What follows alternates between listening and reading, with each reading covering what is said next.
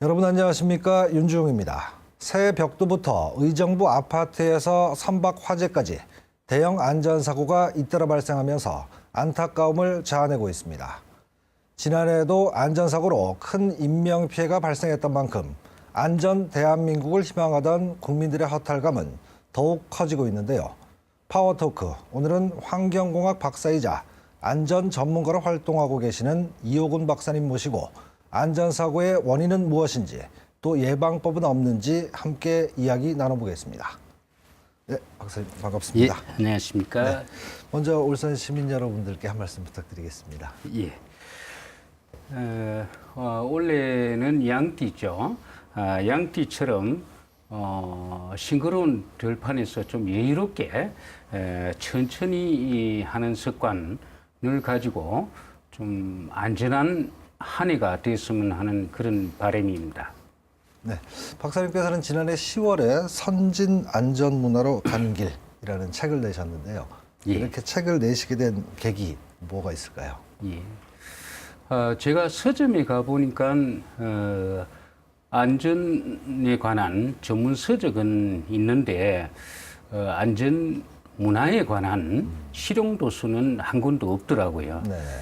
그래서 제가 작년 겨울부터 책을 쓰기 시작해서 한 10개월 만에 책을 발간하게 되었습니다. 네.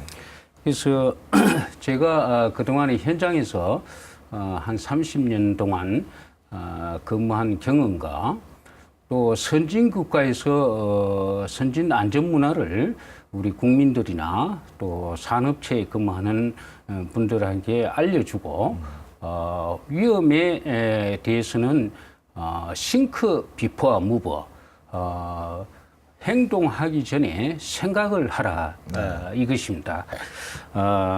다시 말해서 위험에 대처하기 위해서는 우리가 움직이기 전에 또 행동하기 전에 반드시 생각을 하는 그러한 안전한 습관을 가지자는 게 제가 쓴 책의 내용이 되겠습니다. 네. 30년 동안 그러면 현장의 경험을 이제 책으로 만드셨다. 예. 이렇게 볼 수 있겠는데 회사에서 또 이렇게 안전 전문가로 활동하게 되신 계기가 있었나요? 예. 제가 신입 사원 때 1981년도로 기억을 하는데요. 약 한 30년 전의 네. 얘기죠. 일본에서 위험 예지 훈련 기법을 도입을 해서 현장에서 사고를 예방하는 데 큰 도움이 되었습니다. 네. 그 이후에 제가 석유화공단에 근무할 때 영국 그 BP로부터 위험성 평가, 해잡 스타디라고 하죠. 네. 위험성 평가를 국내 최초로 도입을 해서 그 당시에 무죄 공장 10년 무죄 공장을 제가 달성을 했습니다. 예, 예. 그 이후로 계속 안전과 환경에 대한 일을 했었고요. 네.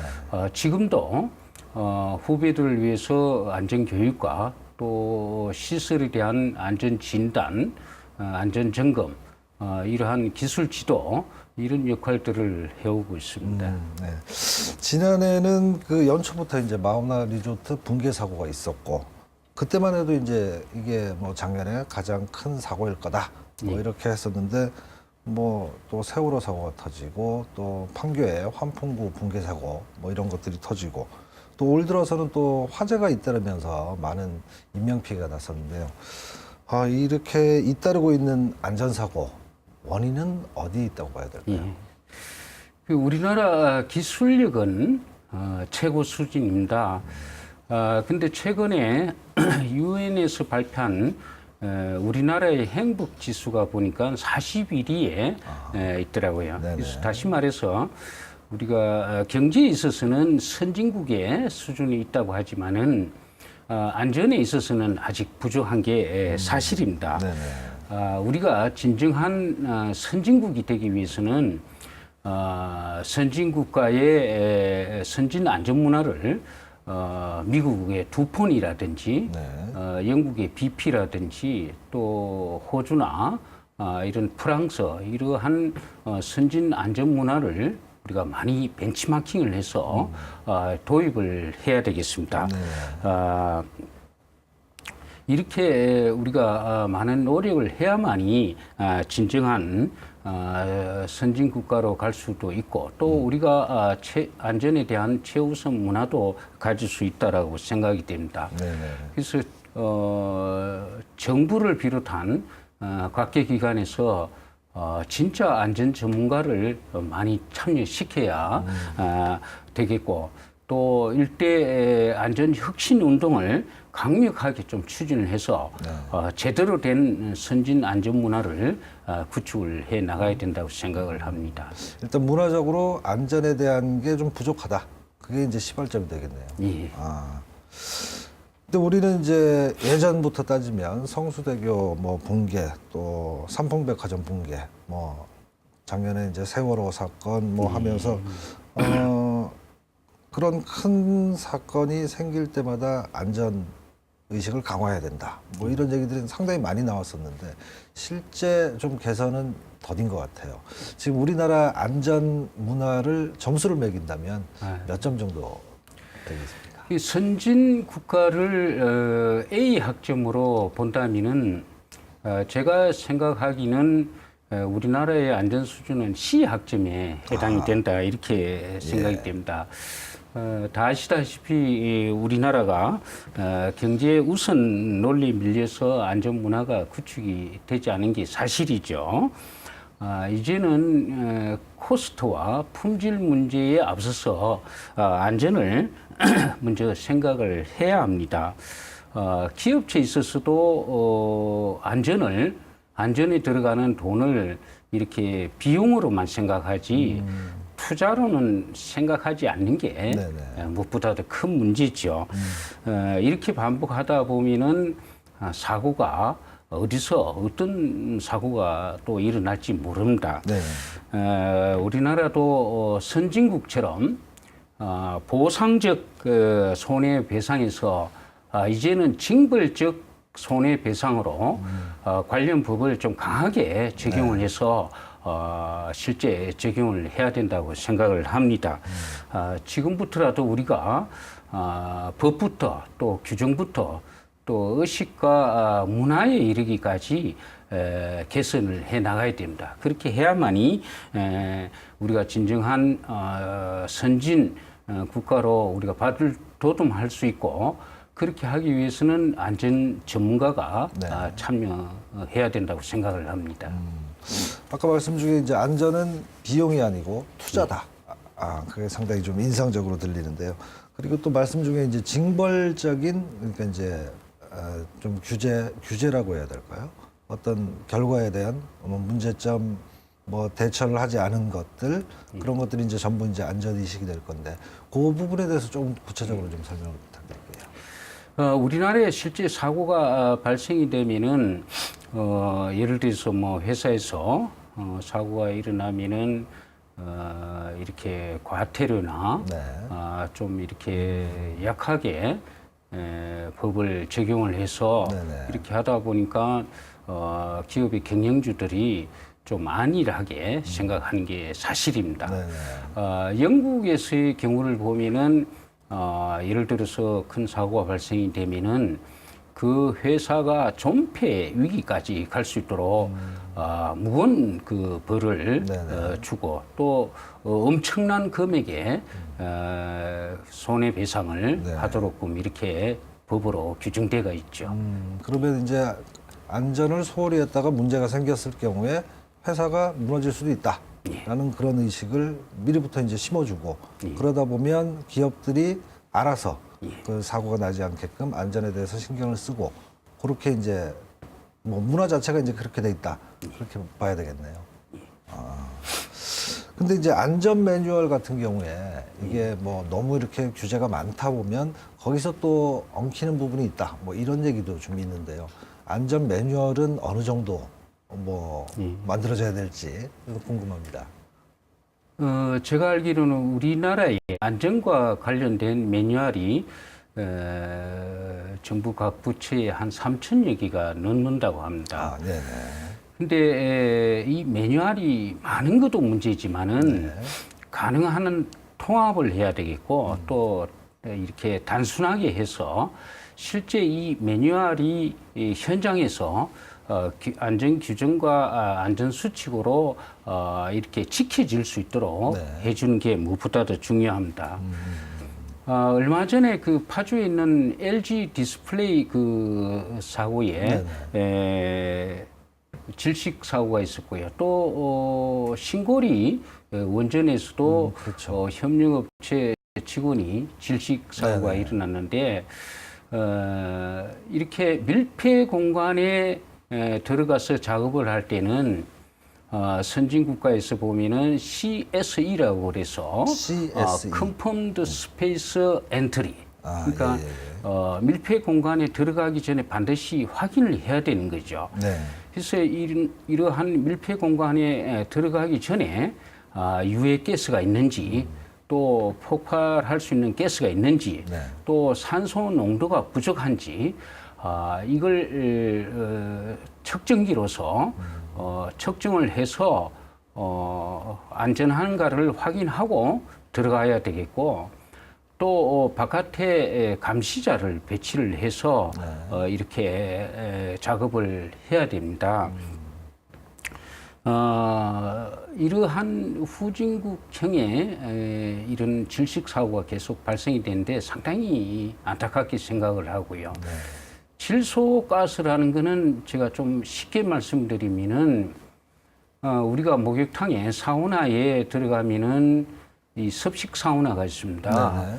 습식 사우나에 이렇게 문을 열고 탁 들어갈 때 보면은 이 열기가 코와 입으로 확 그렇죠. 와닿죠.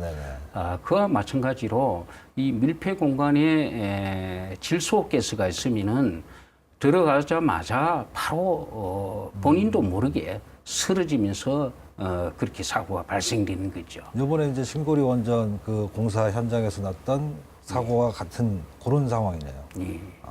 그런데 이번에 이제 사고도 보면 주로 이제 협력업체 직원들이 이렇게 변을 당하고 이런 일들이 상당히 많은데 이런 것들이 이제 규정에는 아마 다 있을 거예요. 그렇죠? 뭐 미리 들어가기 전에 아까 교수님 말씀대로 체크를 해야 되고 그런 안전 점검을 하고 난 다음에 들어가서 작업을 해야 되는 어떤 그런 원칙이 있을 건데 그게 실제로는 이제 잘 안 이루어지고 특히 이제 그게 안 이루어지는 과정에 있는 분들이 이제 직접 그 업을 맡은 이제 업체가 아니고 이제 하청 뭐 재하청 이렇게 같은 협력업체 직원이란 말이죠.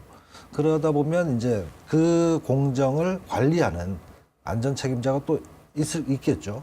근데 그분들이 이런 거를 좀 소홀히 한 게 아니냐. 뭐 이런 얘기도 좀 있습니다. 어떻게 보시나요? 이 원청의 업체에서 이 협력업체 직원들이 들어오면은 공정 안전에 대한 그 안전 수칙에 대해서 교육을 철저히 해야 됩니다.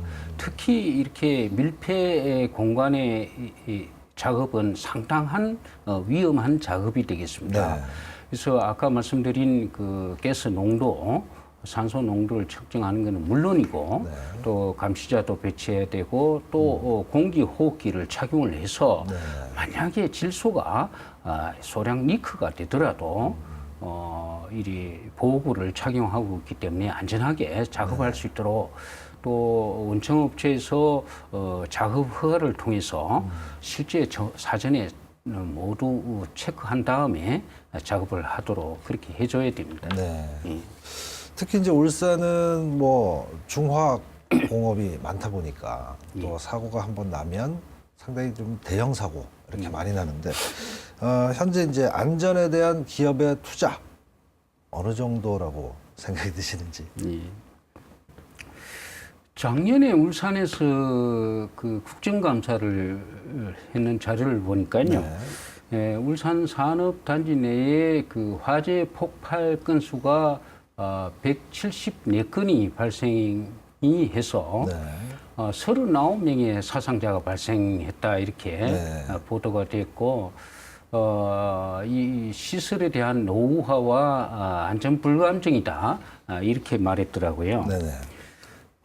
울산시에서도 환경 분야에 있어서는 환경 개선 투자 이런 비용들을 또 집계하고 이렇게 독려하고 있는데 이와 마찬가지로 안전 분야에 있어서도 안전에 개선할 수 있도록 또 투자될 수 있도록 이러한 다양한 지원 정책을 펼쳐야 된다고 생각합니다. 원래 정부의 예산이 이 안전 예산이 약 14조 정도 된다고 하는데요. 그야말로 효율적으로 사용이 돼야 된다고 생각을 합니다. 울산시에서도 행정직이 이 안전정책관으로 되어 있더라고요. 그리고 조직만 갖췄다고 해서 사고가 일어나지 않는다. 이러한 생각은 아예 버려야 됩니다. 이제는 현장에 경험 있는 진짜 안전 전문가가 참여해서 실질적으로 도와주고 또 안전을 컨트롤해 나가야 된다고 생각을 합니다. 통계를 이렇게 보면 이제 기계적인 결함보다는 뭐 인재, 사람에 의한 사고 이런 것들이 상당히 많은데 실제 그런 뭐 현장을 이제 계속 30년 넘게 계셨으니까 어떤 경우가 있는지 사례를 좀 설명을 부탁드리겠습니다. 그 환경부에서 발표한 자료를 보니까요, 전국에서 화학물질 누출 사고가 최근 4년 동안 199건이 발생해서 32명이 사망하고 320명이 부상을 당했다고 하더라고요. 그래서 이 화학물질 조사 결과에 대한 원인을 조사를 해보니까 바로 인적 요인, 휴먼 에러라고 그러죠. 이렇게 작업자들이 부주의로 인해서 사고가 발생한 요인이 65.1%. 그러니까 시설적인 원인에 의한 것보다도 이렇게 인적인 요인에 의한 사고가 더 높다고 말씀드릴 수가 있습니다. 그런데 이제 울산 같은 경우에 이제 공업화가 시작된 지 한 50년 이렇게 되다 보니까 일반 시민들이 봤을 때는 50년 된 공장 그러다 보니까 이제 공장이 노후화됐다. 그래서 기계적인 결함이나 이런 것도 많을 것이다. 이제 일반적으로 이제 시민들이 생각할 때 그런 생각들이 많은데 이런 노후된 시설이 이렇게 사고로 연결되는 뭐 퍼센트랄까요? 어느 정도 비중이 있는지 그리고 또 이게 어느 정도 위험한 건지 좀 설명을 부탁드릴게요. 우리 주변에 노후화된 시설들이 많이 있죠. 예를 든다면은 재래시장 같은 경우에 전국의 재래시장이 약 한 1,300개소가 있는데 가스 안전 진단을 해보니까 한 800여 개소가 상당히 불안전하다. 이렇게 조사 결과가 그렇게 나와 있습니다. 울산도 예를 들어서 어린이 놀이터 이런 시설들이 있는데요. 2년에 한 번 정도 정기검사를 받아야 되는데 정기검사도 제때 받지도 않았고 또 의무적으로 가입해야 되는 보험도 가입이 안 돼 있다 이렇게 봅니다. 그래서 우리 주변에서 보면은 노후화된 시설들이 많이 있는데 하루빨리 사전 안전 점검을 철저히 해서 노후화된 시설에 대한 개선과 투자, 보완이 이루어져야 된다고 생각을 합니다. 산업 현장뿐만이 아니고 이제 전통시장이라든지 그리고 어린이 놀이터 이렇게 생활과 밀접한 그런 부분에도 이제 노후 시설을 개선을 하고 아까 말씀대로 뭐 안전 점검이라든지 정해진 게 있으면 그걸 다 하고 그런 것들이 이제 안전 문화가 될 수 있겠네요. 아까 박사님께서 말씀하시기를 이제 인재로 인한 사고가 65%. 그러면 이제 뭐 시설 노후화라든지 이런 것보다는 오히려 이제 사람들의 생각, 안전에 대한 의식 부족으로 인한 사고가 훨씬 많다는 얘기인데 안전 사고를 예방하기 위한 방법 어떤 게 있을까요? 예. 위험을 보는 것이 안전의 시작입니다. 우리가 지적 확인하는 습관을 가질 수 있도록 해줘야 됩니다. 일본의 행동과학연구소에 의하면은 아무것도 하지 않을 때와 네. 또 이렇게 지적 확인을 했을 때는 약 3배 정도의 정확도가 높아진다고 했습니다. 결국 우리의 머리, 두뇌에 해당하는 잔해와 우뇌를 순간적으로 자극을 시켜서 그 집중력, 판단력을 올리는 역할을 해줘야 됩니다. 네. 작업자들이 작업하기 전에 무엇이 위험한지를 생각하도록 해줘야 되겠고요. 네.